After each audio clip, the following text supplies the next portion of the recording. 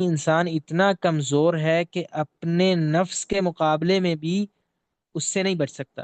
انسان کے جو شرور ہیں وہ اس قدر انسان پر حاوی ہو جاتے ہیں، کبھی انسان کو اس قدر مغلوب کر لیتے ہیں کہ انسان اپنے نفس کے پیچھے چل پڑتا ہے، وہ انسان کو اپنے پیچھے چلا لیتا ہے، کسی برائی پر لگا لیتا ہے، کسی برائی کی طرف لے جاتا ہے۔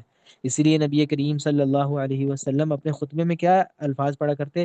وَنَعُوذُ بِاللَّهِ مِن شُرُورِ أَنفُسِنَا، ہم اپنے نفسوں کے شرور سے، ان کے شر سے اللہ تعالیٰ کی پناہ مانگتے ہیں۔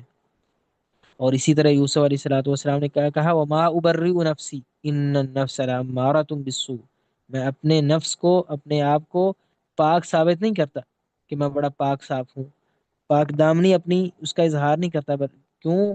ان النفس لامارۃ بالسوء، کہ انسان کا جو نفس ہے یہ تو انسان کو برائی کی طرف کھینچ کر لے کے جاتا ہے، اس کو برائی کی طرف مائل کرتا ہے، باقاعدہ ابھارتا ہے کہ یہ برائی کرو۔ تو انسان اتنا کمزور ہے کہ اللہ تعالیٰ کی اگر مدد نہ ہو، اللہ تعالیٰ کی پناہ نہ ہو، تو یہ اپنا نفس ہی انسان کو نہ چھوڑے، اپنا نفس ہی انسان کو نہ چھوڑے۔